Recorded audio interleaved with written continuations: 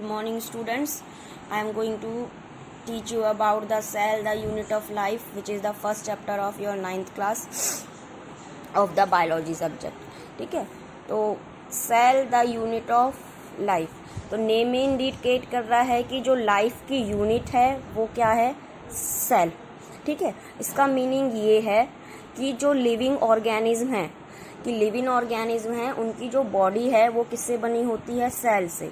मतलब living organism में जो बेसिक यूनिट होती है वो क्या होती है, सेल.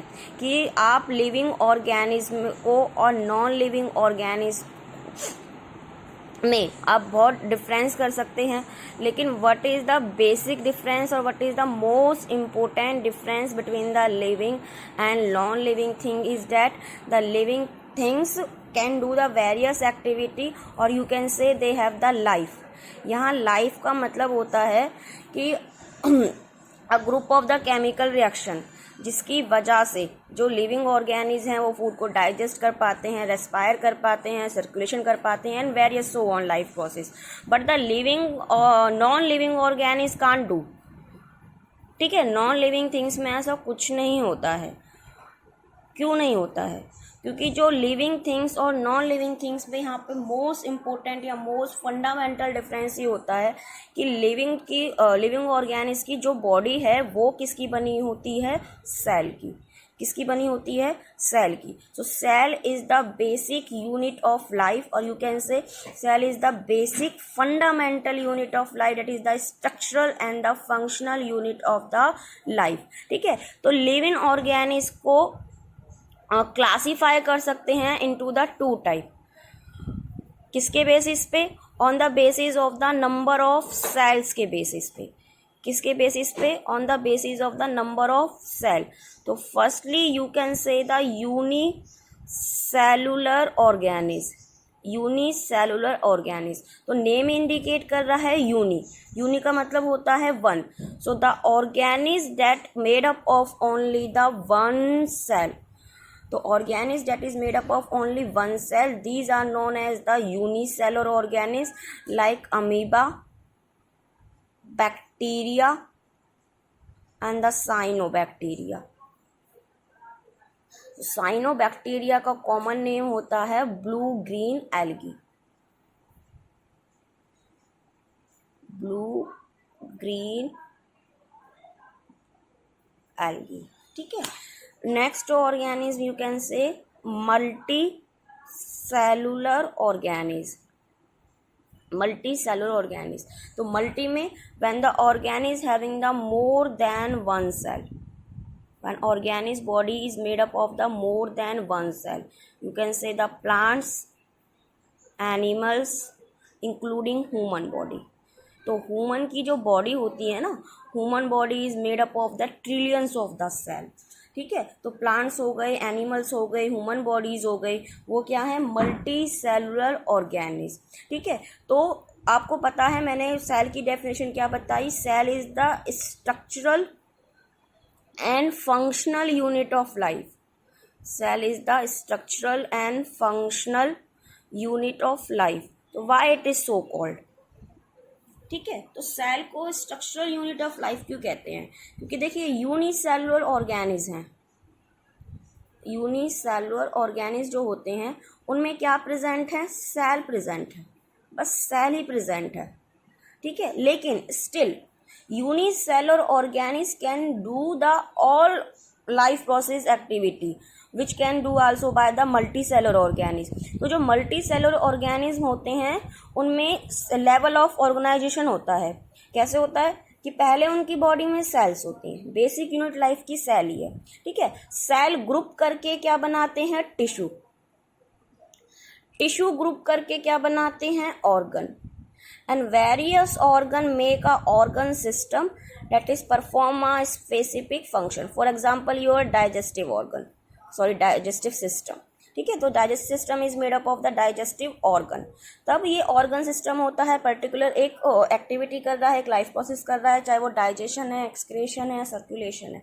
लेकिन जो यूनिसेलुलर ऑर्गेनिज्म है उसमें क्या प्रेजेंट है, ओनली सिंगल सेल. क्या प्रेजेंट है, सिंगल सेल. तो ना तो इसमें टिश्यू है, ना ऑर्गन है, ना ही ऑर्गन सिस्टम है. स्टिल जैसे आप बात करोगे अमीबा की बॉडी की, तो अमीबा की बॉडी में सिंगल सेल है भाई, यूनिसेलुलर ऑर्गेनिज्म है, स्टिल फूड का डाइजेशन भी होता है, एक्सक्रीशन भी होता है, ठीक है, फूड का सर्कुलेशन भी होता है, इसकी बॉडी ग्रोथ भी होती है, ये अपने आप को रिप्रोड्यूस भी करता है, ठीक है। तो ये जितने भी सारे फंक्शंस हैं, ठीक है, जितने भी सारे फंक्शन हैं वो किसके लेवल पे परफॉर्म हो रहे हैं, सेल के लेवल पे। मतलब सेल में एक्टिविटीज हो रही हैं तब तो अमीबा की बॉडी ये सारे फंक्शन परफॉर्म कर पा रही है। इसका मतलब है cell is the functional unit of life. मतलब लिविंग ऑर्गेनिज्म की बॉडी में जितने भी फंक्शनल्स होते हैं वो किसके लेवल पे हो रहे हैं, सेल के लेवल पे हो रहे हैं। स्ट्रक्चरल इसलिए कहेंगे चाहे कोई यूनिसेलुलर ऑर्गेनिज्म है, लोअर ऑर्गेनिज्म है, हायर ऑर्गेनिज्म है, अगर वो लिविंग ऑर्गेनिज्म है। भाई किसी भी ऑर्गेनिज्म को आप नॉन लिविंग थिंग से डिस्टिंग्विश करोगे, वो किस पे बेसिस करोगे, अगर उसमें सेल प्रेजेंट है तो वो क्या है, लिविंग ऑर्गेनिज्म। क्या प्रेजेंट है, क्या है वो, living organism except the case of virus, ठीक है। तो virus are the microorganism, पर ना इनको ना ही लिविंग में पुट करते हैं और ना ही नॉन लिविंग में पुट करते हैं। क्यों, क्योंकि वायरस में कोई सेलुलर स्ट्रक्चर नहीं होता, उनकी कोई खुद का लाइफ प्रोसेस नहीं होता, उनमें खुद में कोई मेटाबॉलिक रिएक्शंस नहीं होती। कब, जब वो होस्ट की बॉडी से बाहर है। होस्ट की बॉडी से बाहर है मतलब जब तक वायरस या तो एनिमल की बॉडी में या प्लांट्स की बॉडी में या ह्यूमन की बॉडी में एंटर नहीं कर रहा है, वो एक्ट करता है नॉन लिविंग की तरह। लेकिन जब वायरस किसी भी लिविंग ऑर्गेनिज्म में एंटर करता है, ठीक है, तो वो एक्ट करता है लिविंग्स की तरह। मतलब वो अपने आप को रिप्रोड्यूस कर सकता है। तो उसमें रिप्रोड्यूस करने के लिए होता क्या है, तो इसके पास कोई सेल्स वगैरह नहीं होती, इसके पास बस क्या होता है, जेनेटिक मटेरियल होता है। क्या होता है, जेनेटिक मटेरियल। तो जेनेटिक मटेरियल क्या होता है, it can be the DNA और it can be the RNA. One virus can having the, या तो उसमें जेनेटिक मटेरियल डीएनए होगा या उसमें जेनेटिक मटेरियल आरएनए होगा। तो जेनेटिक मटेरियल का मतलब क्या होता है, जेनेटिक मटेरियल का मतलब ये होता है that carry the parents character to their child. मतलब आपकी बॉडी में जो आपके करेक्टर हैं, ठीक है, वो किससे आए हैं, पेरेंट्स से आए हैं। और उन करेक्टर्स को, उन इंफॉर्मेशंस को कैरी कौन कर रहा है, जेनेटिक मटेरियल। तो जेनेटिक मटेरियल कितने टाइप्स के होते हैं, 2 टाइप्स के, एक होता है डीएनए और एक होता है आरएनए। तो डीएनए की फुल फॉर्म होती है डीऑक्सी राइबोन्यूक्लिक एसिड। क्या होती है, डीऑक्सी राइबोन्यूक्लिक एसिड। और आरएनए की फुल फॉर्म होती है राइबोन्यूक्लिक एसिड। डन। तो every living organism is made up of the cell, ठीक है, except the virus. Virus cannot be put into the living or cannot be put into the non-living because it behave as a non-living outside the host body and it behave as a living inside the host body. It does not having the any cellular structure but it having only the genetic material, so it can be reproduced inside the host body. ठीक है, तो इतना clear है about the unicellular और multicellular organism. Next है कि where word, मतलब cell जो है वो वर्ड आया कहाँ से। तो एक साइंटिस्ट थे रॉबर्ट हुक, ठीक है, साइंटिस्ट थे रॉबर्ट हुक। वो एक प्लांट पे स्टडी कर रहे थे, ठीक है। तो वो जब प्लांट पे स्टडी कर रहे थे उन्होंने एक कॉर्क लिया। कॉर्क क्या होता है, प्लांट का डेड टिश्यू होता है। जब प्लांट में सेकेंडरी ग्रोथ होती है ना, सेकेंडरी ग्रोथ का मतलब है जब प्लांट अपना डायमीटर इंक्रीज कर रहा है, उसकी ग्रोथ इंक्रीज हो रही है, तो टिश्यू बनता है कॉर्क, ठीक है। कॉर्क डेड टिश्यू होता है। तो प्लांट में जो डेड टिश्यू होते हैं उनका फंक्शन ये होता है कि they provide the mechanical support only, they provide the mechanical support to the plant. तो वो कॉर्क पे स्टडी कर रहे थे, तो उन्होंने एक थिन स्लाइस ली कॉर्क की, मतलब एक बिल्कुल पतली सी लेयर ली कॉर्क की, और उस पे और उसको किसके ऑब्जर्व करा, they observe it under the microscope, ठीक है। तो उनको क्या फाउंड हुआ, उनको कुछ ऐसे स्ट्रक्चर फाउंड हुए लाइक दिस। जैसे हनीकॉम का स्ट्रक्चर होता है ना, हनीकॉम मधुमक्खी का जो छत्ता होता है, तो उसका स्ट्रक्चर कुछ ऐसा होता है, ठीक है। तो उनको क्या दिखाई दिया कि कुछ एम्प्टी बॉक्स हैं।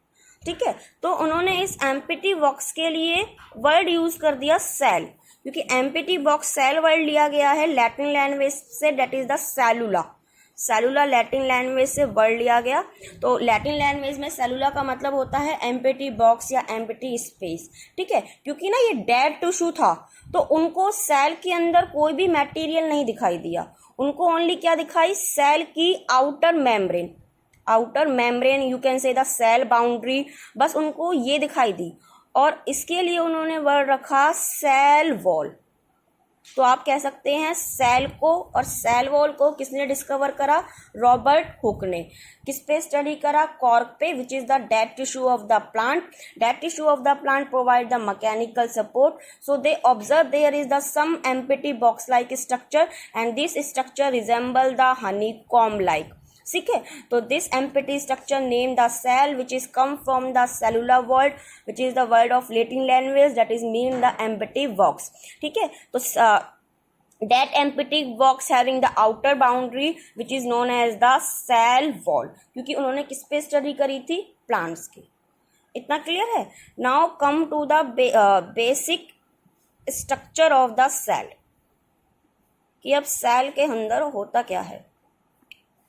ठीक है, तो जैसे जैसे स्टडी होती गई तो साइंटिस्ट थे एंटोन वॉन लियोनहॉक। ठीक है, ये फर्स्ट साइंटिस्ट थे जिन्होंने क्या डिस्कवर करी थी, लिविंग सेल। क्या डिस्कवर करी थी, लिविंग सेल। तो जब लिविंग सेल डिस्कवर हुई तो उसके बाद स्टडी हो गई कि सेल के अंदर कंपोनेंट क्या क्या होते हैं। ठीक है, तो what is the structure of cell. तो स्ट्रक्चर ऑफ सेल को आप डिवाइड कर सकते हो बेसिकली दो पार्ट में। फर्स्ट पार्ट में डिवाइड कर सकते हो cell wall and the cell membrane, cell wall and the cell membrane. Next part में you can say it is the protoplasm of the cell. So protoplasm of the cell is the living material which is made up of the ion molecules, that can be the micromolecules, that can be the macromolecules, amino acid and other substances, but it is the living material of the cell. ठीक है, that present inside the cell wall और the cell membrane. ठीक है, तो होता क्या है, sorry, protoplasm inside the only the cell membrane. तो प्रोटोप्लाज्म में इंक्लूड करते हैं two other component. First is the cytoplasm and next one is the nucleus. ठीक है, तो protoplasm generally it include the two other component, that is the cytoplasm और nucleus, और you can say the living material या fluid like substance which surround the cytoplasm and the nucleus, it is known as the protoplasm. ठीक है, तो next one is the cell theory. अभी मैं आपको detail में साइटोप्लाज्म वगैरह अभी बाद में बताऊंगी, तो अभी आप समझिए सेल थ्योरी। ठीक है, तो दो साइंटिस्ट थे, एक थे स्केलेडिन, ठीक है, और दूसरे थे स्कॉन। जो स्केलेडिन थे वो थे बॉटनिस्ट। ठीक है, बॉटनी साइंटिस्ट वो होते हैं which only study the plant. स्कॉन थे वो थे जूलॉजिस्ट। जूलॉजिस्ट वो साइंटिस्ट होते हैं डेट स्टडी द एनिमल्स। तो ये इंडिपेंडेंटली स्टडी कर रहे थे। वन साइंटिस्ट स्टडी कर रहा था प्लांट की, अदर साइंटिस्ट स्टडी कर रहा था एनिमल्स की। तो ये प्लांट की स्टडी कर रहे थे, उन्होंने फाउंड करा कि plant cell having the outer covering which is known as the cell wall, and this cell wall is not found in the animal cell, is not found in animal cell। ठीक है, तो plant पे study कर रहे थे, उनको क्या मिला, outer boundary is a cell wall which is absent in the animal cell. तो एनिमल सेल में जो आउटर बाउंड्री होगी वो क्या होगी, प्लाज्मा मेम्ब्रेन। प्लाज्मा मेम्ब्रेन और you can say the cell membrane. Plasma membrane और you can say the cell membrane. ठीक है, तो उन्होंने कुछ पोस्टुलेट दिए अबाउट द सेल। तो उन्होंने ये कहा कि all the living organism, all living organism made up of cell. मतलब cell is the structural unit of the life, कि cell is the structural unit of life. Next उन्होंने ये कहा कि जो भी लिविंग ऑर्गेनिज्म फंक्शन परफॉर्म करते हैं, अल्टीमेटली वो फंक्शन परफॉर्म कौन कर रहा है? सेल। कौन परफॉर्म कर रहा है? सेल। तो function, cell is the functional unit of life. Cell is the functional unit of life, ठीक है, क्योंकि अल्टीमेटली जो फंक्शन परफॉर्म होते हैं लिविंग ऑर्गेनिज्म के, वो किसके लेवल पे होते हैं? सेल के लेवल पे। तो एक नेक्स्ट साइंटिस्ट थे वर्को, ठीक है। वर्को ने एक स्टेटमेंट दी थी कि ओमनी सेलुला ई सेलुलई। इसका मतलब है कि new cell are originate from the pre existing cell. इसका मतलब ये है कि जो नई सेल हैं वो कहाँ से बनेगी? जो पहले से सेल प्रेजेंट है वो सेल अपने आप को डिवाइड करेगी, और जब सेल डिवाइड करती है तो उसके लिए वर्ड यूज करते हैं सेल डिवीजन। माइटोसिस और मियोसिस होता है, वो हम बाद में स्टडी करेंगे। तो वर्को ने ये कहा कि जो न्यू सेल ओरिजिनेट हो रही हैं वो कहाँ से हो रही हैं? प्री एग्जिस्टिंग सेल से बाय द सेल डिवीजन। तो एक नया पोस्टुलेट ऐड कर दिया। तो सेल थ्योरी के बेसिकली 3 पोस्टुलेट हैं कि living organism is made up of the cell और देयर प्रोडक्ट, ठीक है। Living organism perform the function that is ultimately are the those function which is performed by the cell, ठीक है। तो next statement, the new cell is originate from the pre existing cell. इतना clear है? तो next is the structure of cell, जो हम कर रहे थे, स्ट्रक्चर ऑफ सेल। तो मैंने आपको बताया फर्स्ट कंपोनेंट होगा सेल वॉल, जो ओनली प्रेजेंट होगा किसमें? Only in the plants. तो सेल की जो आउटर बाउंड्री होगी वो क्या होगी? Cell wall. किसके केस में? इन द प्लांट्स के केस में। Next is the cell membrane, ठीक है। सेल मेम्ब्रेन दोनों में होगी, प्लांट्स में भी होगी और एनिमल्स में होगी, ठीक है। लेकिन डिफरेंस कहाँ पे आएगा कि it is the outer boundary of the animal cell, क्योंकि एनिमल्स की बॉडी में जो सेल्स होती हैं उनमें सेल वॉल्स नहीं होती है। तो जो उनकी आउटर बाउंड्री होती है वो क्या होती है? Cell membrane. क्या होती है? सेल मेम्ब्रेन, ठीक है, एनिमल्स की बॉडी में। नेक्स्ट क्या बताया था मैंने आपको? Cell having the protoplasm which is the living material inside the cell, ठीक है। और सेल वॉल कैसा होगा? डेड कंपोनेंट, क्योंकि भाई रॉबर्ट हुक ने किस पे स्टडी करा था? डेड सेल पे, और उसको क्या फाइंड हुआ था? आउटर बाउंड्री फाइंड हुई थी। तो cell wall is the dead component of the cell. तो प्रोटोप्लाज्म में कितने कंपोनेंट इंक्लूड करे थे? 2। First one is the cytoplasm and next one is the nucleus, ठीक है। तो साइटोप्लाज्म को कैसे डिफाइन करोगे? It is the jelly like fluid which present inside the cell. और किसके इनर? सेल मेम्ब्रेन के इनर। याद रखना, जो सेल जब सेल का स्ट्रक्चर पढ़ेंगे हम प्लांट में, तो आउटर बाउंड्री आएगी सेल वॉल, सेल वॉल से नेक्स्ट आएगी सेल मेम्ब्रेन। किसके केस में? प्लांट्स के केस में। और सेल मेम्ब्रेन एनक्लोज करेगी साइटोप्लाज्म। तो cytoplasm it is the jelly like fluid which present inside the cell, and in the cytoplasm various cell organelle are present. Various cell organelle are present.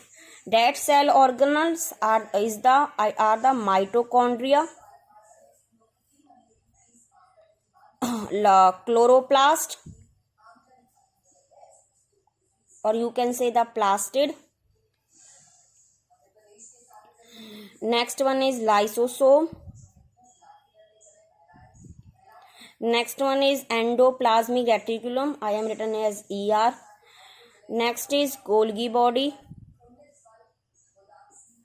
Next is vacuole. Next is centriole, or you can say the centrosome. ठीक है। So these are the cell organelle which present inside the cell, ठीक है। तो ये cell organelle होते हैं जो किसके अंदर प्रेजेंट होते हैं, साइटोप्लाज्म के अंदर। नेक्स्ट इज द न्यूक्लियस, ठीक है। तो nucleus is the double membrane bound cell organelle, double membrane bound cell organelle,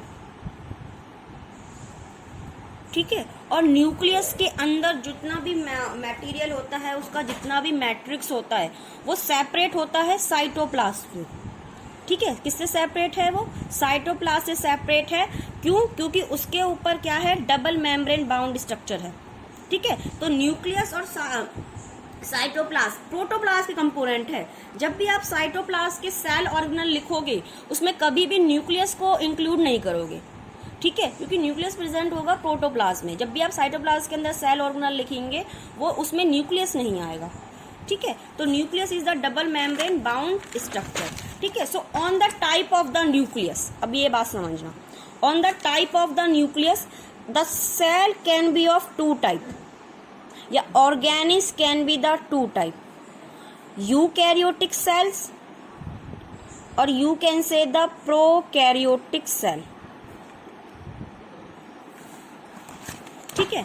तो प्रो का मतलब होता है प्रिमिटिव, मतलब जब लाइफ का ओरिजिन हुआ ना अर्थ पे, सबसे पहले जो सेल बनी वो कौन सी बनी थी, प्रोकैरियोटिक सेल। और यहाँ पे कैरियो का मतलब है न्यूक्लियस, ठीक है। तो मतलब क्या हो गया कि जो जब प्रोकैरियोटिक ऑर्गेनिज फॉर्म हुए थे लाइफ पे, और सबसे पहले प्रोकैरियोटिक ऑर्गेनिज फॉर्म हुए थे अर्थ पे जब लाइफ का ओरिजिनेट हुआ था, तो उन ऑर्गेनिज में जो न्यूक्लियस था, it does not bound with any nuclear membrane, it does not bound with any nuclear membrane.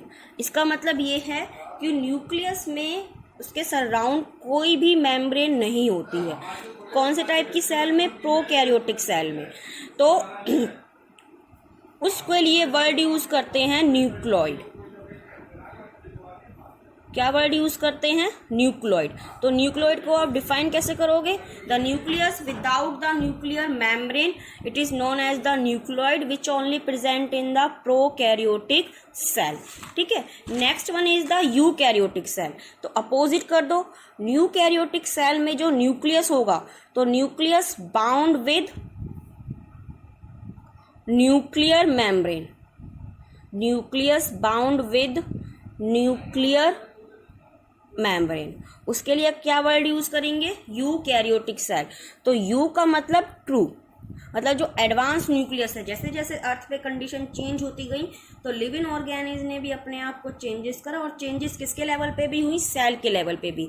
तो जो पहले न्यूक्लियस बना उसमें कोई डबल मेम्ब्रेन स्ट्रक्चर नहीं था, लेकिन जैसे जैसे कंडीशन चेंज हुई तो सेल के लेवल पे भी चेंजेस हुए, तो न्यूक्लियस के सराउंडिंग में क्या आ गया, न्यूक्लियर मेम्ब्रेन आ गई, ठीक है। तो ट्रू और कैरियो का मतलब न्यूक्लियस, ठीक है। नेक्स्ट डिफरेंस क्या आएगा यूकैरियोटिक प्रोकैरियोटिक सेल में। तो मैंने आपको जितने भी सेल ऑर्गेनल बताए, that is the membrane bound cell organelle, ठीक है। तो दीज मेम्ब्रेन, इन सेल ऑर्गेनल में जो मेम्ब्रेन है वो सिंगल मेम्ब्रेन भी हो सकती है और डबल मेम्ब्रेन भी हो सकती है, वो मैं आपको आगे बताऊंगी। तो membrane bound cell organelle are present, ठीक है। और इसमें membrane bound cell organelle are absent. Prokaryotic cell does not having the any membrane bound cell organelle. Next one, तो जो मैंने आपको जेनेटिक मटेरियल बताया था, दैट इज द डीएनए, और you can say the RNA. तो यूकैरियोटिक के cell में होता है डीएनए। तो जो डीएनए होता है यूकैरियोटिक सेल में वो कैसा होता है, लीनियर, ठीक है। जबकि प्रोकैरियोटिक के सेल में जो डीएनए होता है वो कैसा होता है, सर्कुलर। यूकैरियोटिक सेल में more than one chromosome is present, more than one chromosome is present.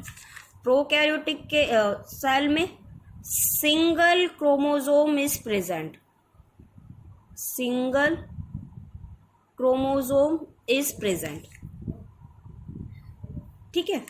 Eukaryotic के केस में ribosomes are present, ribosomes both में प्रेजेंट होगा, यूकैरियोटिक में और प्रोकैरियोटिक में। तो मैंने आपको बताया ना, membrane bound cell organelle present होते हैं यूकैरियोटिक में और एब्सेंट होते हैं प्रोकैरियोटिक में। तो राइबोसोम ऐसा सेल ऑर्गेनल होता है, राइबोसोम जो होता है सेल ऑर्गेनल ही होता है, किसके अंदर प्रेजेंट होगा, साइटोप्लाज्म के, but it is the without membrane. Ribosome के ऊपर कोई भी मेम्ब्रेन नहीं होती है, ठीक है। तो राइबोसोम प्रेजेंट इन बोथ, लेकिन राइबोसोम दो टाइप्स का होता है, 70S का और 80S का। तो 80S ribosome present in the eukaryotic cell, while the 70S ribosome is present in the prokaryotic cell, ठीक है। अब यूकैरियोटिक सेल में सेल डिवीजन होता है, that is the mitosis and meiosis, ठीक है। प्रोकैरियोटिक के केस में ये सेल डिवीजन नहीं होते हैं, mitosis and meiosis cell division are not take place. So this is all for today, ठीक है।